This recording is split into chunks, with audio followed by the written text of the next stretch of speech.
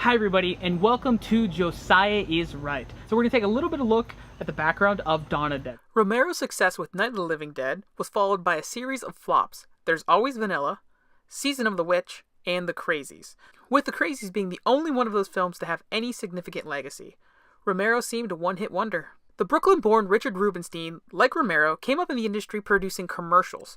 In the early 1970s, he produced a series of sports documentaries, the first one about O.J. Simpson, which, in retrospect, is probably significantly scarier than any zombie movie could ever possibly even attempt to be.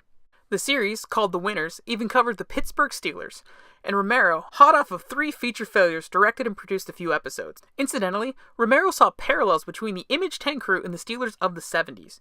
A tough, hard-working film crew and a tough, hard-working football team, rising from the soot-covered ashes of the old Pittsburgh, representing the people of a true working-class city and defining the culture of a new Pittsburgh, the one I grew up in. If Romero is the most Pittsburgh New Yorker ever, then Rubenstein is the least Pittsburgh New Yorker ever.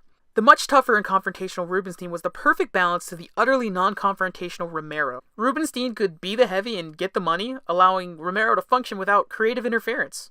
The two formed Laurel Entertainment. Their first film, the underappreciated Is He or Isn't He a Vampire movie, Martin. No, not that Martin. That version of Martin, at least that particular character, is equally scary though. Martin was shot in 1976 and eventually released in 1978, the same year as Dawn of the Dead, making it quite a big year for Romero. In the early 1970s, friends of Romero from CMU gave him a tour of the still pretty new Monroeville Mall. Seeing the back hallways and hidden places, Romero thought, zombie apocalypse! Like a more famous and equally bearded George, Romero said the story originally developed for Night of the Living Dead was just too big, so he set aside parts 2 and 3. So, here came part 2 of the trilogy. With new inspiration from the mall and 3 failed features, Romero decided to revisit his zombie-infested celluloid world. As he was writing, Romero got a call from Italian horror master Dario Argento. Argento wanted to work with Romero and helped him fund the film. Romero completed the script in Italy with the enthusiastic support of Argento. Like Rubenstein, Argento trusted Romero and let him do what he wanted to do.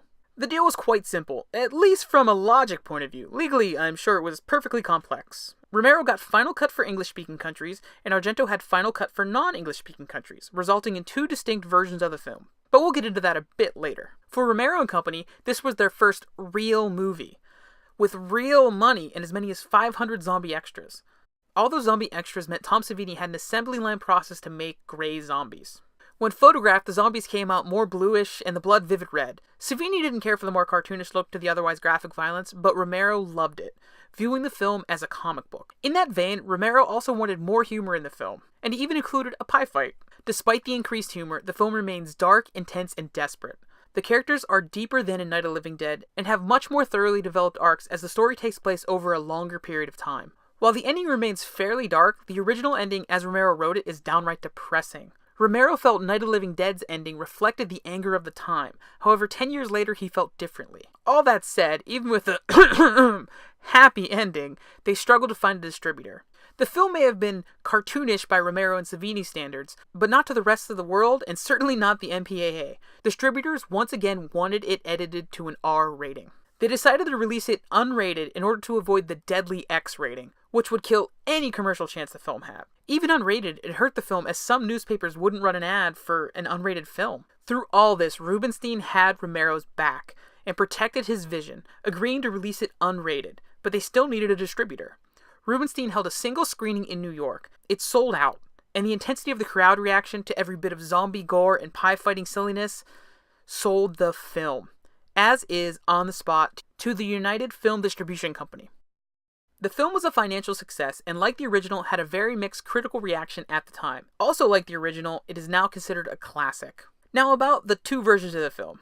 The Romero cut is nearly 10 minutes longer. Argento's moves at a much faster pace. In some instances, he uses different and unused takes from Romero's cut. I personally prefer Romero's cut, as Romero's cut of the film is a slow burn with an explosive build-up. Argento removed scenes that slowed things down, including the gang getting bored, which is essential to Romero's message for the film. Argento also cut the zombie getting his head cut open by the helicopter blades, which frankly, even as a kid I thought, that guy's head looks fake. The most significant change is in the music. composed by the rock band Goblin with Argento himself. This score is by far the superior of the two. Both films are good and both work. Watch them both. It is worth it. The film was a blatant criticism of our consumer culture. There is very little in this film that is subtle, including its underlying message, which isn't very underlying. Like the original film, it is not only relevant to its time, but very much pertinent today. Granted, malls, including the mall from the film, are dying themselves, becoming large zombie-like rotting corpses populating suburban America. Before I go, I want to give you guys a free comic book. So all you have to do is subscribe and comment below, and you will get a free zombie comic book. It's a sort of, at least until I run out. It's an EC Comics style anthology comic book. So it's horror and it's featuring zombies. So that's all you get in this issue is zombies. There were only 200 of this comic book ever printed. So get yours for free before I run out.